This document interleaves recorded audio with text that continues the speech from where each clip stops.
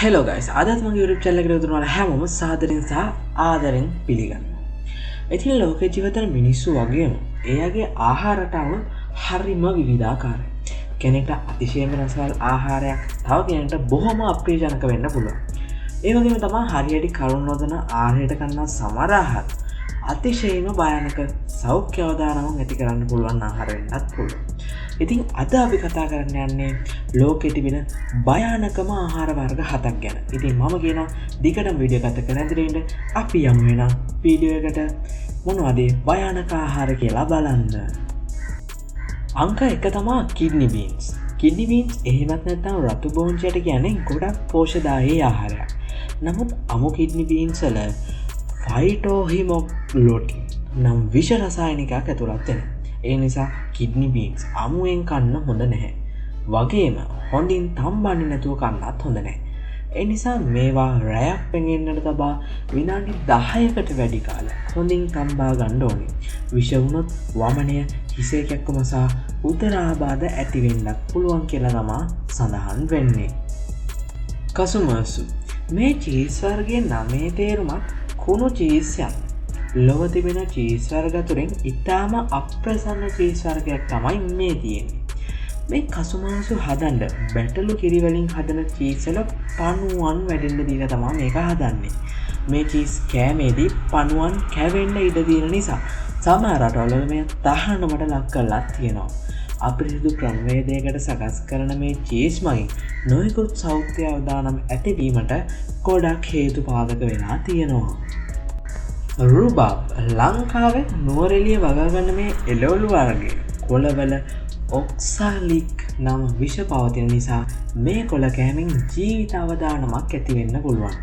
මේ රුබබ් කොළ ස්වල්ප වශයෙන් ආහාරයට ගැනීම නිසා සෞඛ්‍ය ගැටලු ඇති වෙන්න පුළුවන්. උගුරේ සහ ඇස්වල වේදනාවන්, කරකැවිල්ල, ශ්වසන අපහසුතාව සහ පාචනය වගේ තත්ත්වයන් පවා ඇති වෙන්න පුළුවන් කියලා තමයි සඳහන් වෙලා තියෙන්නේ. හකාල් අයිස්ලන්ත ජනයා අතර ජනප්‍රිය මෝර මාළු වර්ගයකින් හදන හකාල් කරවල කාලයක් පරණ කරලයි හදන්නේ. මෝර මාළුවා තරමක වලකට දාලා උඩින් වැලි බොරළු දාලා වහලා මාස 3ක් තියෙනවා. පස්සේ ගොඩාරන් කෑලි කපලා එල්ලලා මාස ගාණක් වේලනවා. මේ විදියට කල් අරන් පිළියෙල කරන්නේ මේ මාළු වර්ගයේ ගොඩක් විෂ සහිත නිසායි. වැරදීමකින් හරි හරහෙටි වෙයිලා නැති පරණ වෙලා නැති හකල් කෑවොත් බඩේ දරුණු ආබාධ, ස්නායු ආබාධ හා මරණය වුණත් ඇති වෙන්න පුළුවන්. සන්නක්ජි කියන මේ කොරියානු ආහාරය සකස් කරන්නේ නක්ජි කියන කුඩා බූවල්ලකින්. බූවල්ලව කුඩා කැවිලි වලට කපලා තල තෙල් ලියලා අමුවෙන්ම පිළිගන්නවා. නමුත් බූවල්ලගේ අඩුවල තියෙන ස්නායු ක්‍රියාකාරීත්වය නිසා මේ ආහාරය පිළිගන්නන කොටත් ඒ අඩු කැවිලි චලනය වෙනවා. මේ අඩුවල චලනය නිසා මේ ආහාරය උගුරේ හිර වෙලා හුස්ම හිරවීමකට ලක් වෙලා මරණය පවා සිදුවෙන්න පුළුවන්. ෆූගු එහෙමත් නැත්තම් පෆර් ෆිෂ් කියන්නේ ලොව භයානකම කෑම අතරින් ඉහළෙන්ම තියෙන ආහාරයක්. මාරාන්තික විෂ වර්ගයක් වෙන සයනයිඩ් වගේ 1200ක විෂක් ෆුග් මාළුවා තුළ අන්තර්ගත වෙනවා. ඒ නිසා මේ මාළුවව කෑමට පිළියෙල කරන විශේෂිත ක්‍රමයක් තියෙනවා. හැබැයි එක්සත් ජනපදයේ මේ ආහාරය තහනම් කරලා තියෙන්නේ. නමුත් ෆෝගු ජපානයේ තමයි වැඩියෙන්ම ආහාරයට එකතු කරගන්නේ. මේ මාළුවව නිවැරදි ආකාරයට පිළිකරන්න ඉගෙන ගන්න ජපාන් සූපවේදිකයන්ට වසර ගණනාවක් ඉන්න වෙනවලු.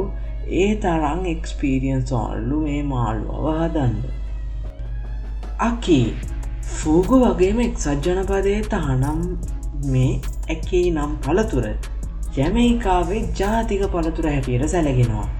මේ ඇකී පළතුර හරිහැට ඉදිරියනති අවස්ථාව කෑවොත් දැටිසේ විෂ වෙන්න පුළුවන්. මොකද ඉදුරේ නැති ඇකී කෙටිවල හයිප්ලොග්ලයිසින් කියන විෂ වර්ගය ඇතුළත් වෙනවා. මෙහි මදය පමණක් නෙවෙයි ඇටත් ඉතා විෂ සහිතයි. මේ නියම් ප්‍රමාණයක් ශරීරගත වුණොත් වමනය කොමා තත්ත්වය ඇති වෙලා මරණය පවා ළඟා වෙන්න පුළුවන්. ඉතින් මෙවැනි භයානකාහර ජීවිතතින් නිසිරිස ක්‍රමවේදයක්කින් අනුගමනය කරන්න නැතුව කැවත මරණය ළඟා වෙන එකයි තරම් අමාරු දෙයක් නෙමේ.